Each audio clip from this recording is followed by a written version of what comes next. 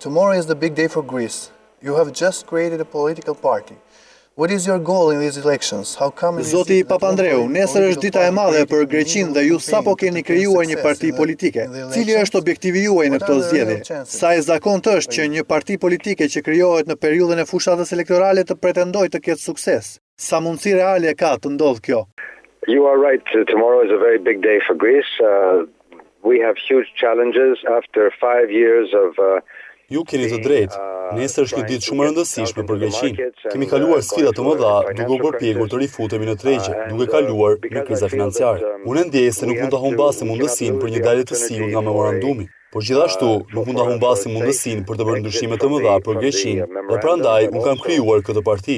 Një parti që mendon se duhet të bëjmë ndryshime në Greqi, ndryshime të thella, sepse kjo është arsyeja pse kemi këtë krizë. Ne kemi krizë sepse kemi një shtet që nuk ka punuar mirë, që ka shpërdoruar para, që ka rritur burokracitë, ka krijuar shumë klientelizëm, korrupsion dhe shumë para janë shpenzuar jo mirë për shoqërinë tonë, dhe kjo ka krijuar deficitin. Pra ajo që duhet të them është që le të bëjmë këtë ndryshim të madh, reforma të mëdha dhe gjithashtu të negociojmë me anëtarët e Bashkimit Evropian për ta ulur borxhin dhe ta bëjmë këtë me referendum që do mund të ndryshojmë vendin tonë. Ky është zëri im dhe dua që zëri im të dëgjohet në këtë zgjedhje.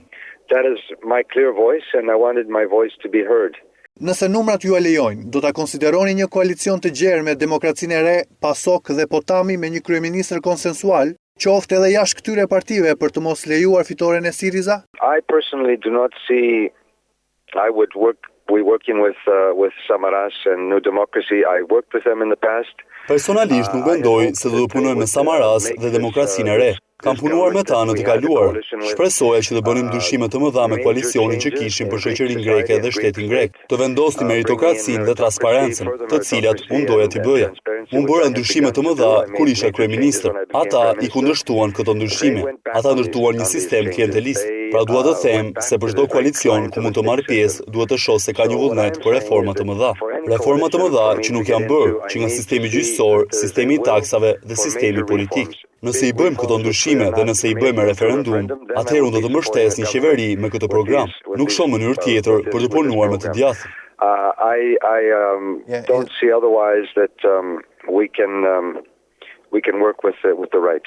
Pra një derë e hapur për Syriza? It's an open door for Syriza if it is serious on these issues, and of course I have heard very different.